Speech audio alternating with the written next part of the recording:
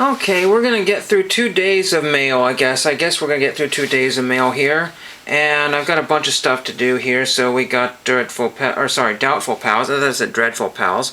One I recently just sent out. And this one came from not Dagwood. Oh, I just read Daggett, California. I think it's Daggett, California. So there is that one there. I kind of goofed up and used the green pen there, but whatever. It worked just fine. And then this one says, Honey, You Got Me Treed. And there's that one there. And this one came from Cazadero, California. So very cool. What was not cool is I got a $5 return to sender, but I went to the post office and they said the address looks fine, so they just covered up the unable to forward or whatever and then put it back together. So that is hopefully on its merry way. I got one TTM yesterday from Baltimore, I would say Baltimore, and this is one of my first in a long time of these. Success from the Indoor Soccer League, and I have Tim Whitman. So that's really cool to have Tim Whitman there. This is a card that was sent to me in a YouTube care package.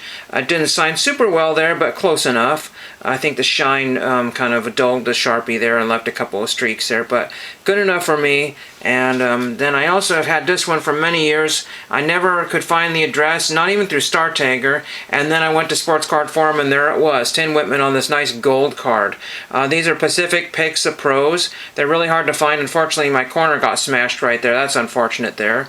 But I guess I should have put it in some sort of protector there, but you know, and there's another bent over corner there. I worked really hard to keep this mint, you know, and of course keeping a card mint, sometimes you end up down in the corners anyways.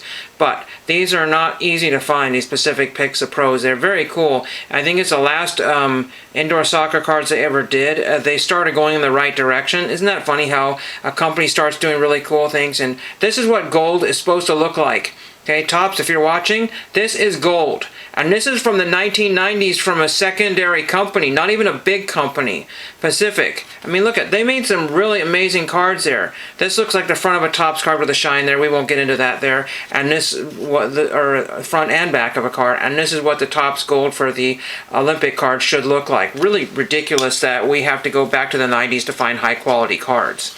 So, what I wanted to talk about today was some Olympic cards I was working on. And I blundered upon this, which I might grab here, this Don Mattingly, because I was looking up 7-Eleven, and it's a Don Mattingly 7-Eleven card.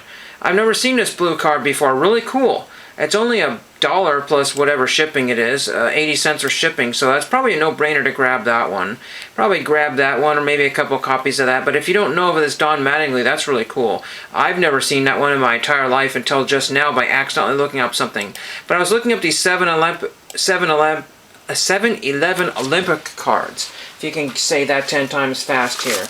And one of the reasons I was doing that is because I have these cards here. These are the Olympic cards. It's like, well, why would you really want these? These are the same cards, aren't they? They got the flag on and everything. They are not the same cards. These don't have any kind of markings on the back of them other than, you know, probably Topps chewing gum or something like that. I don't really know what the deal with these are.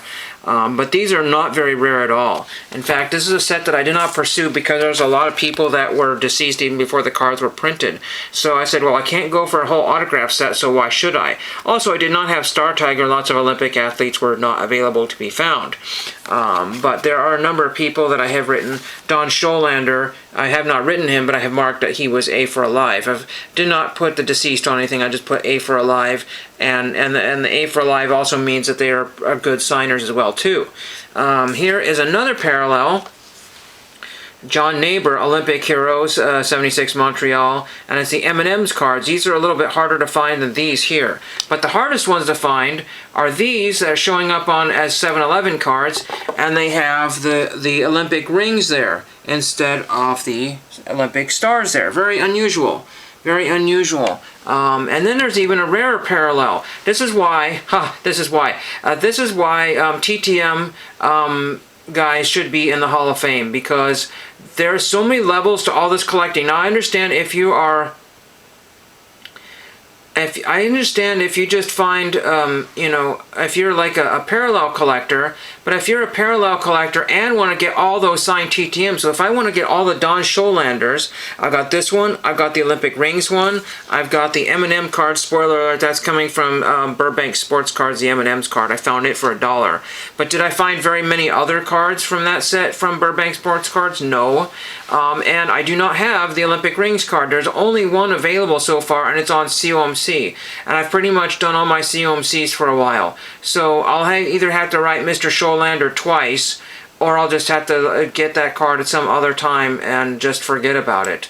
But that's what it said. It's just really ridiculous. And of course, Dick Button was a good signer for a while. I think I got him once when he was alive, but now he's not alive, and there's probably 0 people that even thought about getting that special card signed.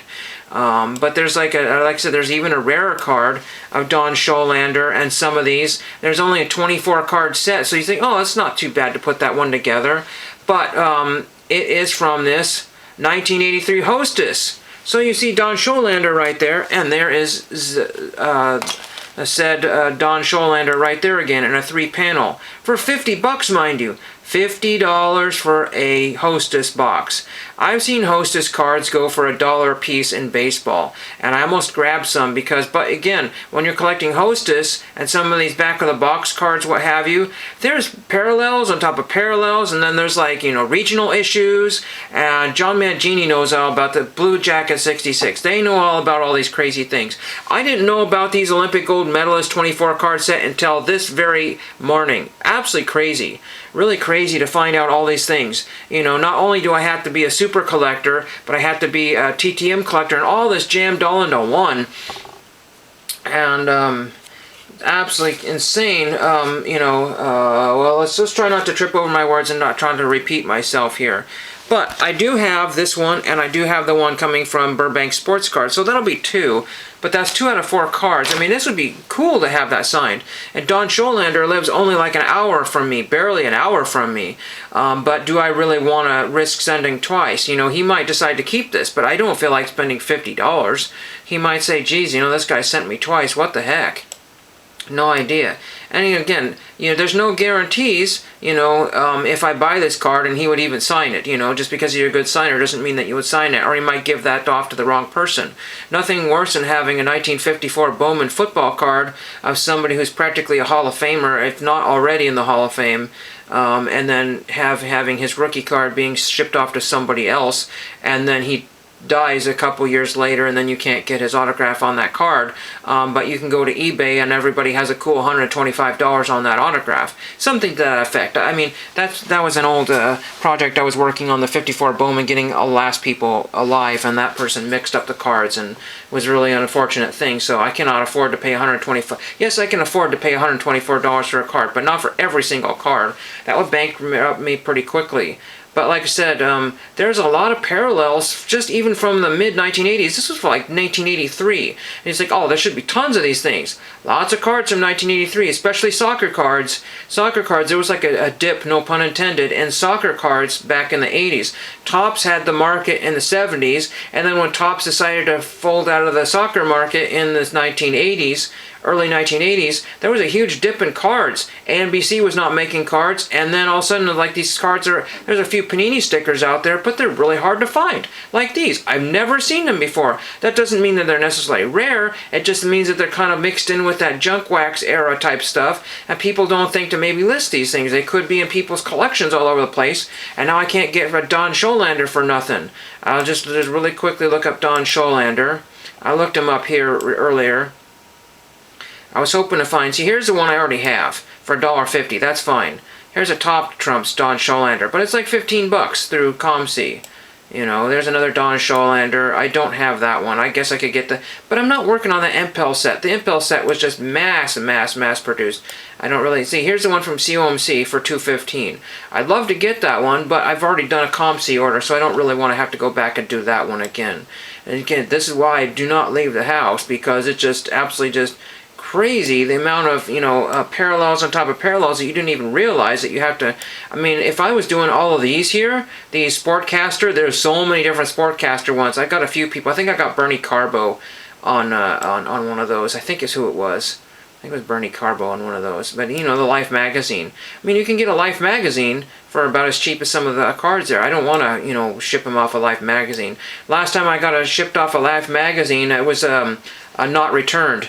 I can't remember what I did. I think I took the cover off, maybe, saved the magazine, and I sent it to like a triathlete or one of those or athletes out of Eugene, Oregon, and nothing came back. And that's why I just really hate doing that sort of thing. There's the one that we already talked about, but like I said, the Sportscaster, you could just go on forever. And one other thing I really hate about doing this search here is that do for the cards you need, it doesn't show the actual picture, so it shows somebody else, and so you're kind of skipping by all those. But here's the M&M ones, you know, on COMC, 99 cents. They seem to be about the same price as the other ones, but you just can't find them in sets. That's a crazy thing.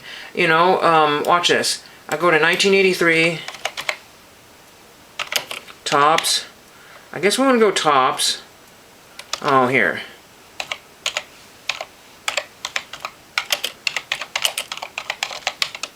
Okay, let's see. I think I don't know. I guess it's Topps maybe. Let's see if we can find one here. So here's 45 cards. So this was like a rack pack. I remember these rack packs not being more than worth $10 at one point here, but everything is zoomed up in price, and now they're $30 for a rack pack. That's a fraction of a set. See, they say this is a rare factory sealed set. It is not rare. They printed these, the Olympics, basically they said, oh, by the way, every single person on planet Earth is going to want these cards from this set. $40. I think I got my whole set for under 10. I know it was probably closer to 5 plus shipping, and I was even gagging at that price because these are all over the place. Here's 170 out of 190, so you got a fraction of a set. 2 near complete sets. See? For $4.87, not $40. These are not rare. That's the other thing, you know. We just got to, here's $25 for a complete set. But you know, people pull out the Muhammad Ali's and the Fraziers, and they pull out the Jim Thorpes and that kind of stuff. You know, the Jerry West. They pull those out. Almost done here. Here's an Olympic Heroes M&M set from Australia. $100. $100 freaking dollars. Do not overpay, people. I'm just going on kind of a tangent here. But absolutely, massively insane. Here's one for $20. You know, the partial sets are looking pretty good there. $50 for this, $60 for this set. These are pre-pandemic prices. I actually want to punch the screen. I just, you know, merely just sent out a bunch of these, you know, saying, oh, these are not going to cost me anything to replace. Ha! Ha ha. Well, you know, people get this freaking Cassius Clay graded. That's why. This is not mint by any means, because it is not perfectly centered. So I'd probably get a dang old 6 on that one, and then I would lose my shorts on that one here. You know, $40 for the set. You know, let's just type in M&M's Olympic set. Get rid of Topps here. Almost done here. Those cards, those expensive 1983 Olympic set M&M's. 0 results. This is what's happening to me. Nobody is selling anything as a set, and if they are, they're going to get you. They're going to take the screws to you, and then you can't even make. That's why TTM is really ridiculous, because I just can't make heads or tails. I have to buy all these other it's maddening. But anyway, I got some great stuff in the mail the last 2 days. I'm on my way. I've got about 20 different people in this set that I can still write. So I hope you enjoyed that. I sure didn't, and thank you for watching.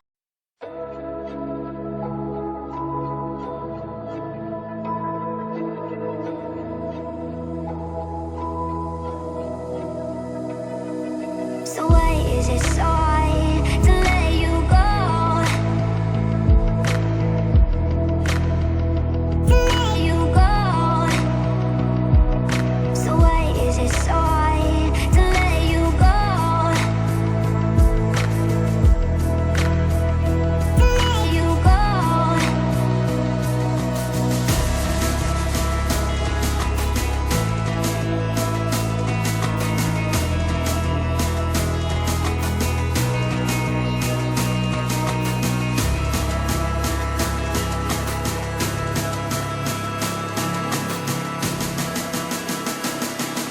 So why is it so hard to let you go?